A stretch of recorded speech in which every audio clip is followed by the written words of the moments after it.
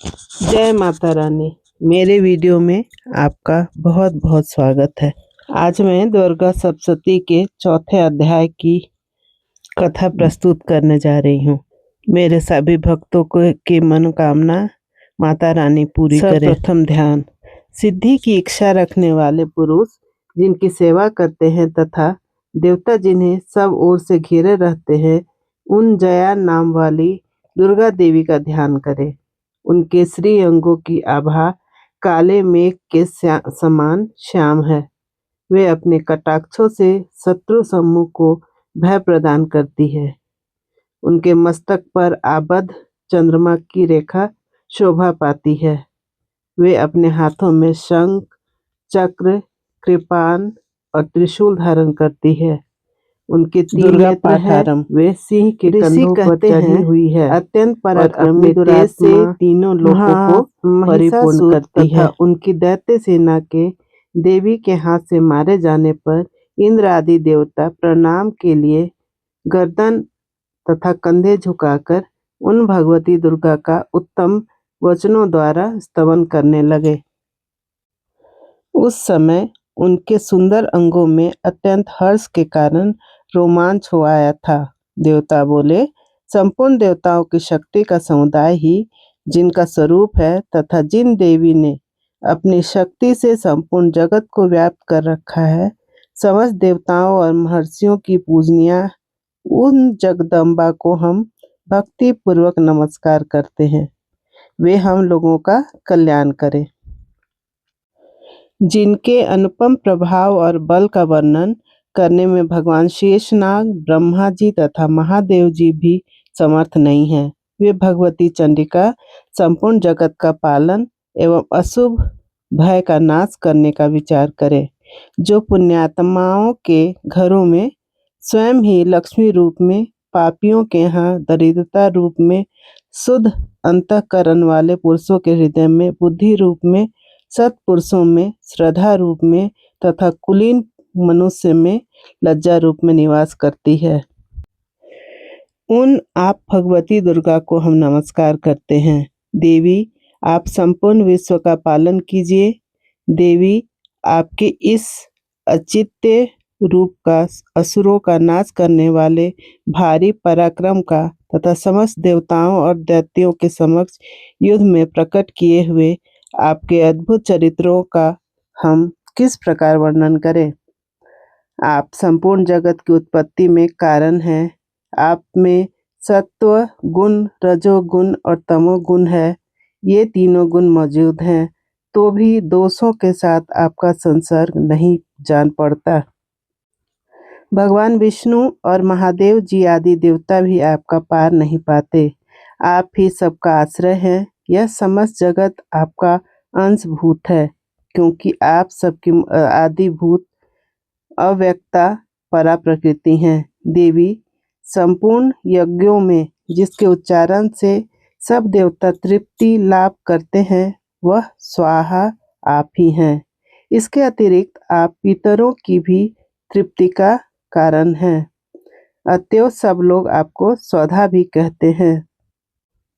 देवी, जो मोक्ष की प्राप्ति का साधन है, अचित्य महाव्रत स्वरूपा है, समस्त दोषों से रहित जितेंद्रिय तत्वों को ही सार वस्तु मानने वाले तथा मोक्ष की अभिलाषा रखने वाले मुनिजन जिसका अभ्यास करते हैं, वह भगवती परा ब्रह्म विद्या आप ही हैं।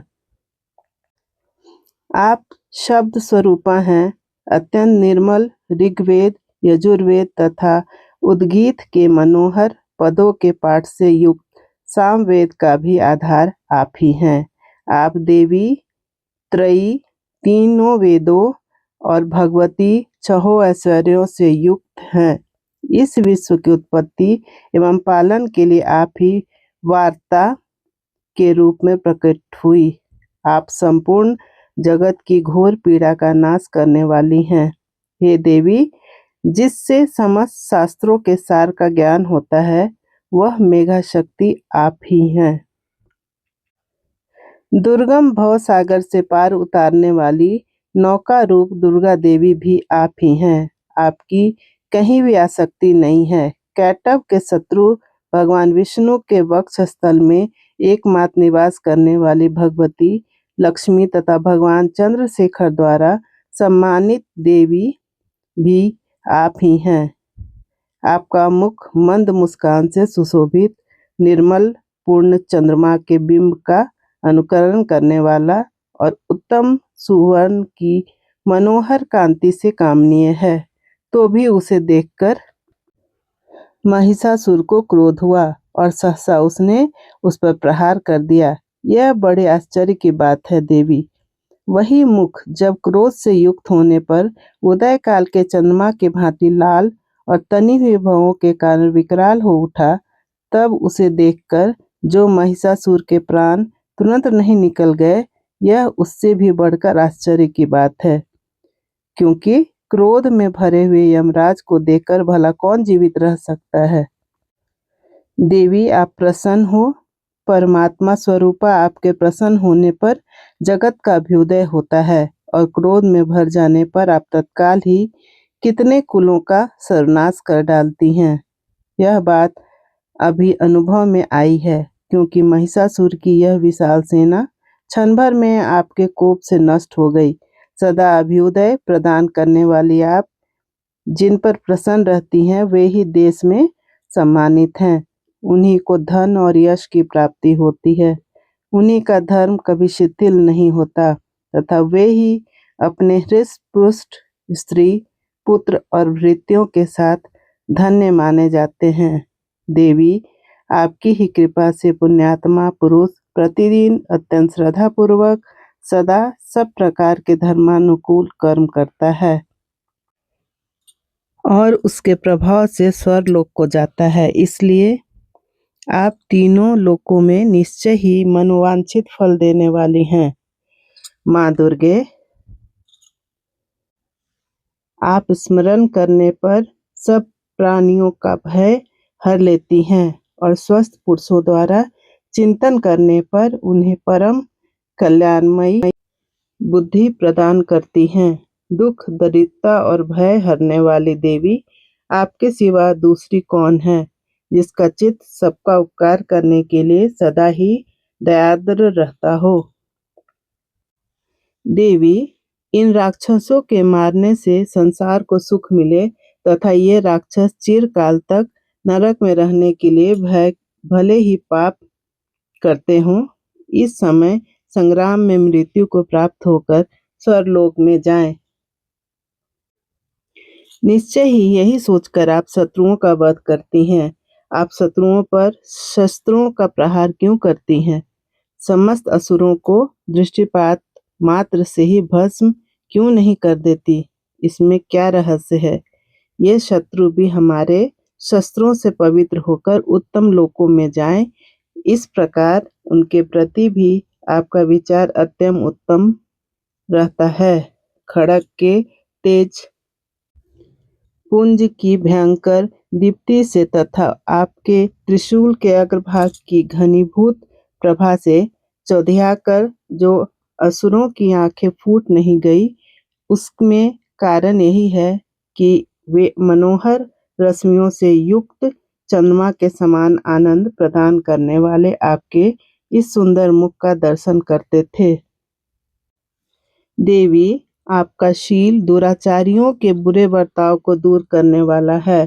साथ ही यह रूप ऐसा है जो कभी चिंतन में भी नहीं आ सकता और जिसकी कभी दूसरे से तुलना भी नहीं की जा सकती, तथा आपका बल और पराक्रम तो इन दैत्यों का भी नाश करने वाला है, जो कभी देवताओं के पराक्रम को भी नष्ट कर चुके थे।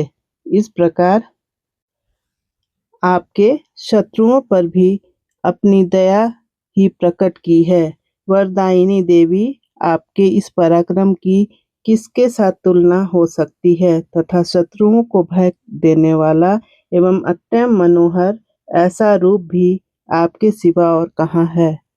हृदय में कृपा और युद्ध में निष्ठुरता, ये दोनों बातें तीनों लोकों के भीतर केवल आप में ही देखी गई है। माता, आपने आपने शत्रुओं का नाश करके इस समस्त त्रिलोकी की रक्षा की है। उन शत्रुओं को भी युद्ध भूमि में मारकर स्वर्ग लोक में पहुंचाया है तथा उन्मत्त दैत्यों से प्राप्त होने वाले हम लोगों के भय को भी दूर कर दिया है। आपको हमारा नमस्कार है।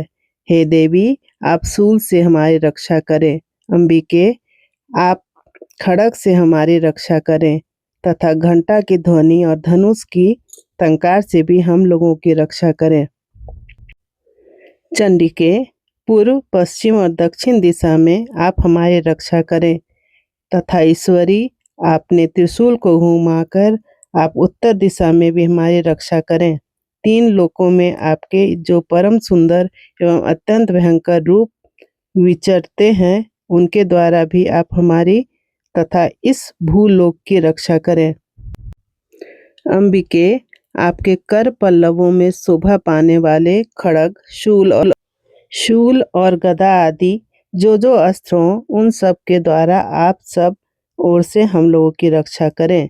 ऋषि कहते हैं, इस प्रकार जब देवताओं ने जगन माता दुर्गा की स्तुति की और नंदन वन के दिव्य पुष्पों एवं गंध, चंदन आदि द्वारा उनका पूजन किया, फिर सब ने मिलकर जब भक्ति पूर्वक दिव्य धूपों की सुगंध निवेदन की, तब देवी ने प्रसन्न वदन होकर प्रणाम करते हुए सब देवताओं से कहा।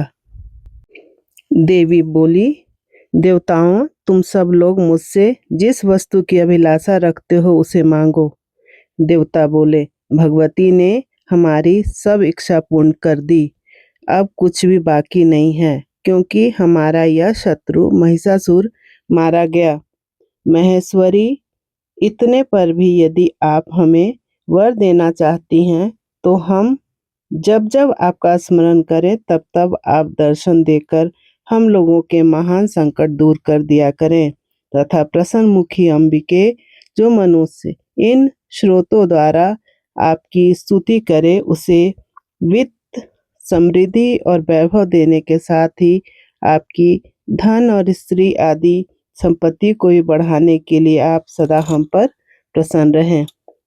ऋषि कहते हैं, राजन, देवताओं ने जब अपने तथा जगत के कल्याण के लिए भद्रकाली देवी को इस प्रकार प्रसन्न किया, तब वे तथास्तु कहकर वहीं अंतर्ध्यान हो गई। भूपाल, इस प्रकार पूर्व काल में तीनों लोकों का हित चाहने वाली देवी जिस प्रकार देवताओं के शरीर से प्रकट हुई थी, वह सब कथा मैंने कह सुनाई।